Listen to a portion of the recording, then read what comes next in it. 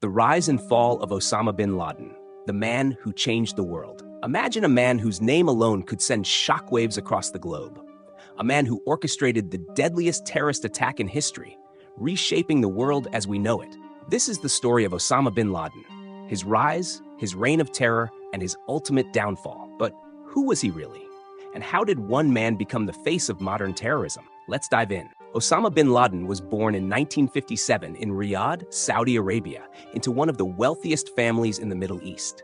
His father, Mohammed bin Laden, was a billionaire construction magnate with close ties to the Saudi royal family.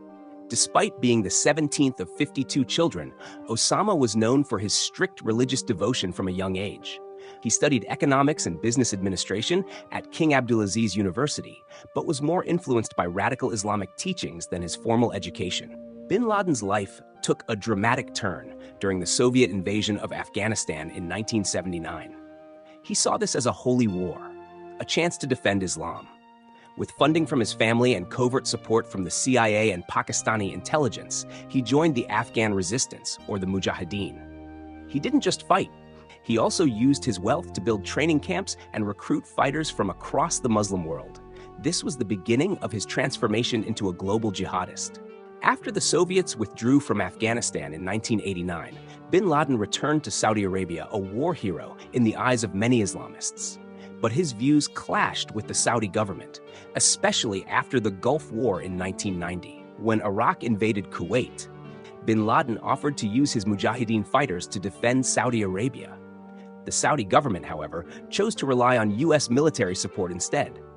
Bin Laden saw the presence of American troops on Saudi soil, home to Islam's holiest sites, as an unforgivable betrayal.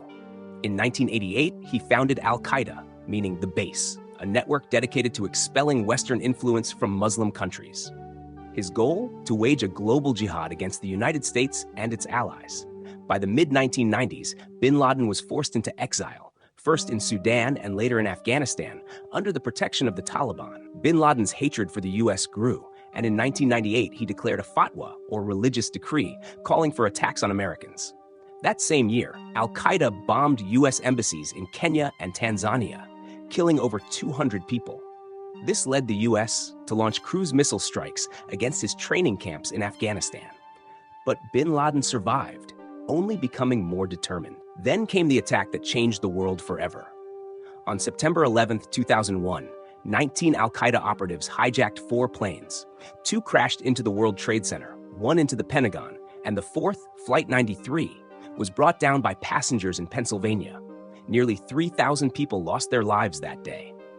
What many don't know is that the original plan included attacking nuclear power plants, but bin Laden reportedly called it off, fearing it would be too extreme. In response, the U.S. launched the War on Terror, invading Afghanistan to dismantle Al-Qaeda and capture bin Laden.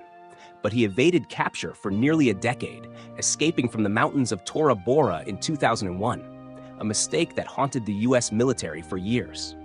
He later hid in Pakistan, where he lived undetected for years, even as he remained the world's most wanted man. During this time, bin Laden continued to release video messages, taunting the U.S. and inspiring terrorist attacks worldwide. He communicated with Al-Qaeda operatives using couriers, avoiding phones and the internet to prevent tracking. In his compound, he even dyed his beard black to appear younger in propaganda videos. Finally, on May 2, 2011, after years of intelligence gathering, U.S. Navy SEALs conducted a daring raid on a compound in Abbottabad, Pakistan. It was less than a mile from a Pakistani military academy, raising questions about whether he had local protection. Inside, they found bin Laden living with his wives, children, and grandchildren. After a 40-minute firefight, SEAL Team 6 shot and killed him. President Obama announced the news to the world, saying, "Justice has been done." But the legacy of bin Laden and Al-Qaeda continues to shape global politics and security. Interestingly, when U.S. forces searched bin Laden's compound, they found a surprising collection of books and files, including conspiracy theories about 9/11 and even video games, something deeply hypocritical given his strict religious rhetoric. Bin Laden's death marked the end of an era, but his ideology lives on. Groups like ISIS and Al-Qaeda affiliates still pose a threat, and the war on terror continues. So, what can we learn from the story of Osama bin Laden? It's a reminder of how one man's actions can change the course of history and why understanding the past is crucial to shaping a safer future. Thanks for watching. If you found this video informative, don't forget to like, share, and subscribe for more deep dives into history's most influential figures. Let me know in the comments, what do you think about the legacy of Osama bin Laden?